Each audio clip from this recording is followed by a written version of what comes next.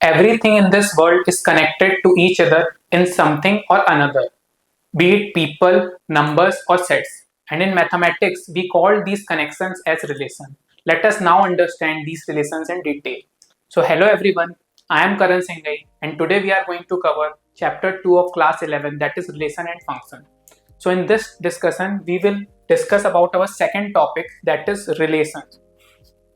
इन previous discussion हमने Cartesian product of sets देखा था और मैंने आपको बताया था कि we are advancing the concept that we have studied in chapter 1 of class 11 that is sets. Now अब हम मोर स्पेसिफिकली रिलेशंस के अबाउट डिस्कस करने वाले हैं. तो जब अगर आपने मेरा पिछला वाला सेशन देखा होगा दैट इज ऑफ क्लास 12, तो उसमें मैंने आपको बताया था कि हमने रिलेशन एंड फंक्शन पढ़ा था. तब हमने ये समझा था कि जो रिलेशन की डेफिनेशन है वो हमारी सिमिलर टू इंग्लिश लैंग्वेज की है, लेकिन यहाँ पे क्या डिफरेंस है कि हम रिलेशन बिटवीन नंबर्स देख रहे हैं. तो फिर वहीं से हम स्टार्ट करते हैं विद आवर बेसिक डिस्कशन और कुछ प्रॉब्लम्स कवर करेंगे. ठीक है, so let us begin that in this chapter we will learn how to link pair of objects.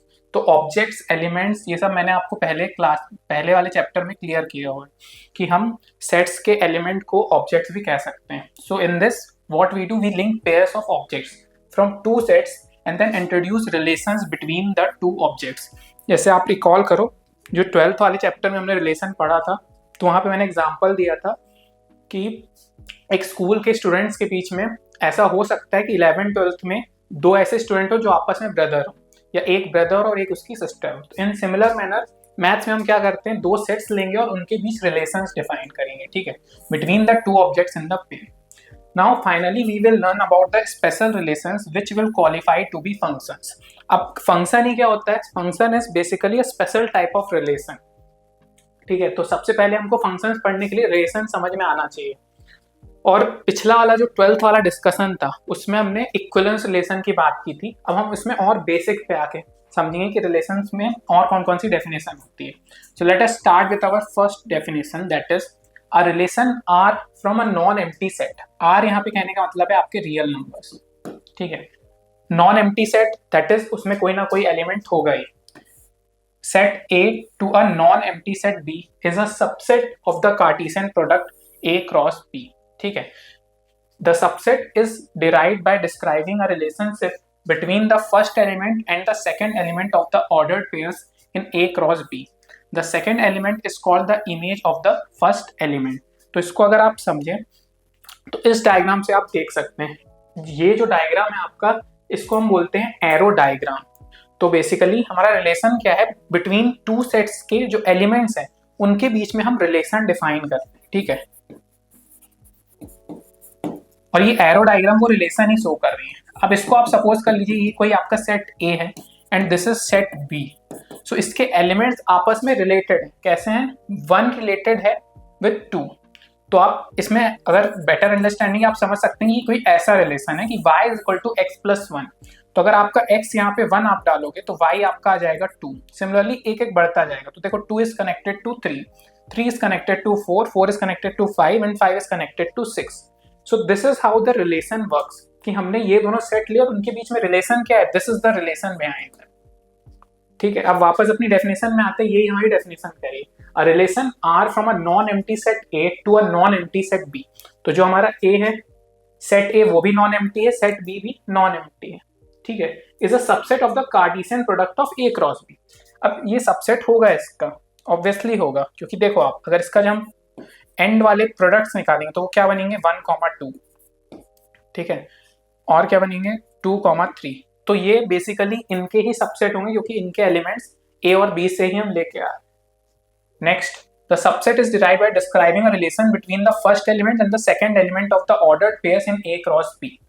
तो यही हमने किया, हमने इनके बीच में क्या रिलेशन एस्टैब्लिश किया that y is equal to x plus one. अगर मैं y किसको रिप्रेजेंट करूं, एलिमेंट्स ऑफ b को, और x से मैं रिप्रेजेंट करूं एलिमेंट्स ऑफ सेट a को, तो ये हमारा रिलेशन हमने इनके बीच डिफाइन किया. तो ये लाइन भी हमको समझ में आ गई. Now next, the second element is called the image of the first element. तो ये second element कहलाता है ना आपके ये वाले सेट में, इसको हम image बोलते हैं और first element. ठीक है, और ये जो पूरा डायग्राम इसको हम क्या बोलते हैं, एरो डायग्राम बोलते हैं, जो हमको क्या दिखा रहा है, विजुअल रिप्रेजेंटेशन दिखा रहा है, किसकी, रिलेशन की दिखा रहा है.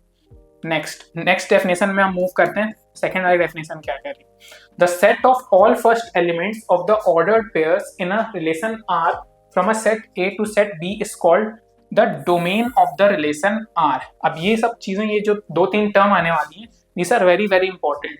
दैट इज डोमेन क्या होता है, रेंज क्या होता है और कोडोमेन क्या होता है। तो हम इसको फिर से पढ़ते हैं और ये आपको बहुत अच्छे से समझ में आना चाहिए, क्योंकि जो अपकमिंग चैप्टर्स होंगे 11th एंड 12th, उसमें हम ये सब टर्मिनोलॉजी के साथ बहुत ज्यादा प्ले करने वाले हैं। That is domain, codomain and range. तो फिर से पढ़ते हैं, the set of all first elements of the ordered pairs in a relation.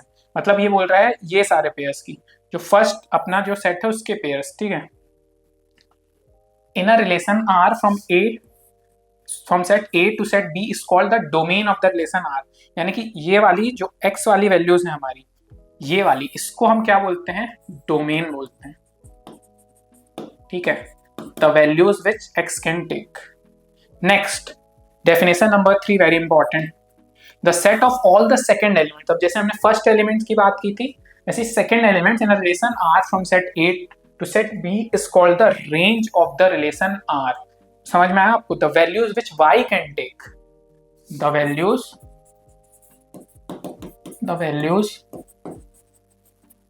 Which y can take,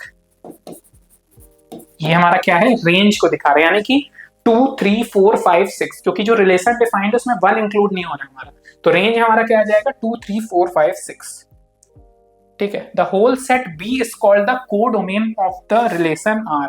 note that range is a subset of codomain. This is a very very important point. कई बार क्या होता है ना, हम problems में ये दोनों टर्म्स को एक ही समझ लेते हैं, जो कि नहीं होगा। तो अब यही वाले एग्जांपल्स हम समझते हैं कि कोडोमेन क्या होगा यहाँ पे। तो कोडोमेन जो होगा ना आपका, उसका अगर मैं सेट बनाऊं तो उसमें क्या होगा, 1 2 3 4 5 6 ये सब आ जाएंगे। लेकिन आप रेंज की बात करोगे तो रेंज सिर्फ वही वैल्यूज आएंगी एलिमेंट्स की ऑफ सेट बी जिसमें ये रिलेशन डिफाइंड है।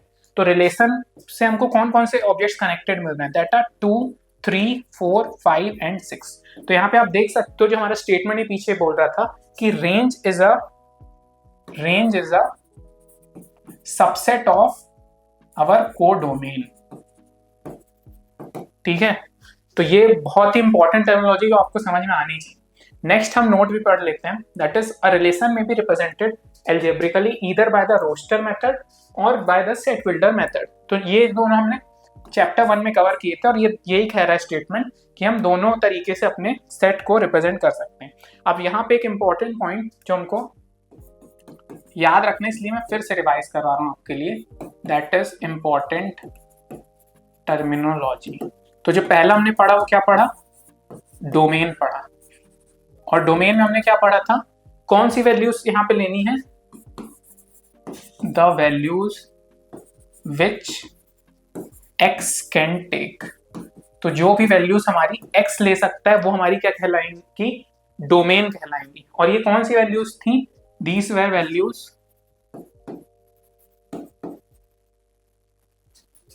Under relation R from set A to B. Set A और सेट बी के बीच जो रिलेशन था उसमें एक्स जो वैल्यूज ले सकता था वो हमारी कहलाती है डोमेन, ठीक है। समझ में आया आपको। तो जब जनरली हम जब आगे फंक्शंस पढ़ेंगे ना, तो क्या होगा कि एक्स और वाई में हमारी एक इक्वेशन रहेगी, पॉलिनोमियल इक्वेशन हो सकती है, ट्रिग्नोमेट्रिक फंक्शंस हो सकते हैं। तो जो भी वैल्यूज एक्स ले सकता है वो हमारी क्या कहला जाएगी, डोमेन कहला जाएगी। और जब हम बात करें रेंज की, ठीक है, तो रेंज में क्या होगा, सिमिलरली पूरी लाइन सेम आ जाएगी आपकी, मगर यहाँ पे क्या है, the values which y can take. वहां पे हमने क्या पढ़ा कि which the values which x can take, और यहाँ पे same values, the values which y can take. और ये वैल्यूज कहाँ होंगी, similar statement, these were the values under relation R. तो दोनों फंक्शन जो हमारे सेट, उनके बीच रिलेशन आर डिफाइन होना चाहिए from set A to set B. एकदम सेम डेफिनेशन, लेकिन क्या है, एक्स की जो वैल्यूज आ सकती हैं वो हमारी डोमेन कहलाती हैं, वाई जो वैल्यूज ले सकता है वो हमारी रेंज कहलाती हैं। और थर्ड जो हमने अभी पढ़ा, that is codomain, all the values of y or all the elements of set B, मतलब सेट बी में जितने भी एलिमेंट्स थे, यहाँ पे आप देख सकते हो कि सेट बी में जितने भी एलिमेंट्स होंगे, ये हमारे सिंपल एक एग्जांपल है, डिफर करेगी फ्रॉम एग्जांपल टू एग्जांपल कि आपकी डोमेन की वैल्यू क्या है, को डोमेन की वैल्यू क्या है, रेंज की क्या है। सो इन दिस पर्टिकुलर एग्जांपल हमारा जो को डोमेन हो रहा था वो क्या हो रहा था, 1 2 3 4 5 6। ठीक है, और एक चीज हम नोट करें तो हमको समझ में आएगा कि जो रेंज है हमारा, ठीक है, range is a codomain, is a subset of our codomain. So ये आपको याद रखना है। सेम चीज यहाँ पे मैंने समझाई थी, एक बार और रिवीजन कर लियो कि बहुत इंपॉर्टेंट है।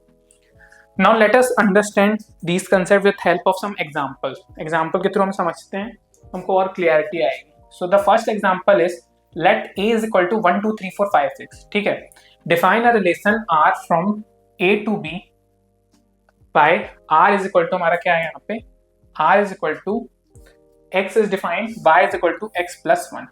यानी कि वही वाला पिछला एग्जांपल अभी आपको वर्बली आ गया, पूरी इंग्लिश लिख दी उसमें और ऐसे आ गया। अब इसमें हमको करना क्या है, the first thing we have to do is define this relation using a arrow diagram. तो देखो एरो डायग्राम तो मैंने पहले ही बना दिया था, ये रहा हमारा एरो डायग्राम। 1 2 3 4 5 6 एलिमेंट है, तो ये रहा रिलेशन क्या है, y is equal to x plus 1। तो नेक्स्ट वाले एलिमेंट्स भी हमारे क्या हैं, 1 2 3 4 5 6 हैं, लेकिन सिर्फ रिलेटेड कौन होंगे, 2 3 4 5 6। तो जो पहला वाला सॉल्यूशन है हमारा वो रहा। ठीक है, क्योंकि दोनों में क्या है, ए और बी में जो डेफिनेशन है ए टू ए ही है, यहाँ पे रिलेशन क्या डिफाइंड है, ए टू ए है, मतलब एलिमेंट दोनों के सेम है, 1 2 6 है, जो कि एरो डायग्राम दिखाई है। और कैसा रिलेशन है, y is equal to x plus 1, जो मैंने वहां पे लिखा था। Now next what they have asked next is write down the domain, codomain and range of the r। तो वो भी मैंने आपको कवर करवा दिया था। क्या होगा, by the definition of the relation हम क्या कर सकते हैं, पेयर्स कितने बना सकते हैं। देखो तो रिलेशन ऐसा था, तो पेयर हम यहाँ से मैंने आपको बताया क्या होंगे, 1 2 जो आपस में कनेक्टेड है, 2 3 3 4 4 5 5 6, और ये वाला 6 और वाला 1 कनेक्टेड नहीं होंगे आपस में। तो आप यहाँ देख सकते हो पेयर क्या बन रहे हैं, 1 2 2 3 3 4 4 5 5 6। Now next we can see the domain. Domain में क्या होंगे, all the elements of set A which are conducted under the relation R. तो देखो कनेक्टेड कौन कौन से हैं, 1 है, 2 है, 3 है, 4 है, 5 है, देखो 6 नहीं है। तो हमारे क्या हो जाएगा, डोमेन तो हो जाएगी 1 से लेके 5। रेंज क्या हो जाएगी, रेंज में चेक करो y वाले कौन कौन से कनेक्टेड हैं, 2 है, 3 है, 4 है, 5 है, 6 है। तो ये हमारी क्या हो जाएगी, रेंज हो जाएगी। ये देखो मैंने लिख दिया रेंज। लेकिन डोमेन, को डोमेन क्या होगी, को डोमेन में सारी वैल्यूज ऑफ y आ जाएंगी। तो देखो 1 2 3 4 5 6, तो 1 2 3 4 5 6।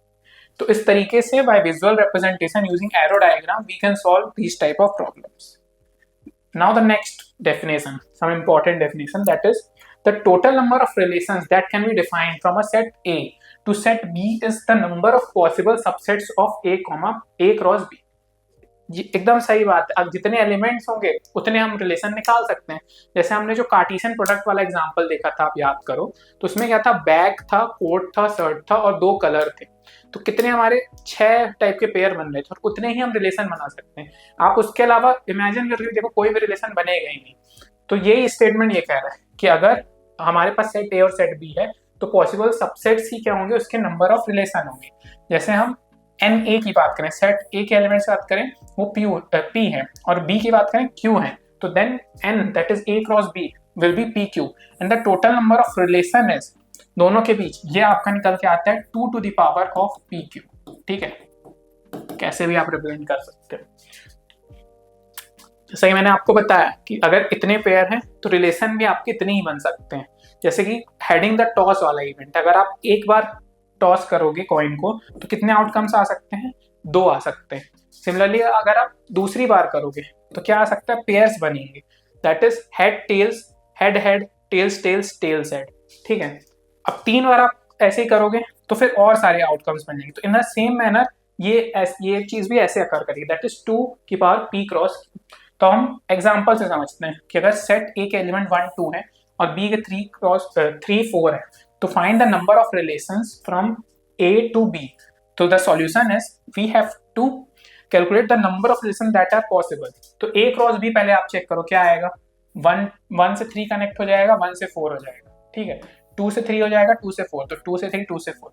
Now since n is equal to A cross B is equal to 4, the number of subsets of A and B is 2 to the power of 4, क्योंकि इनके ही बीच में आप आपस में रिलेशन निकालने वाले हो। Therefore the number of relations from A into b will be 2 to the power of 4. Clear है? So now you must have understood that the relations exist not just between the humans but in maths too. Every set has a deep relationship with other sets. So with this I conclude the second discussion of our chapter number 2, that is relation and function. अब अगर आपको और depth में ये सारे chapters पढ़ने हैं तो यू कैन डाउनलोड अवर फ्यूके एजुकेशन ऐप, और अगर आपको इस पर्टिकुलर सेशन में कोई डाउट है तो प्लीज़ नीचे कमेंट करिए। मिलते हैं अपने नेक्स्ट सेशन में। Thank you very much.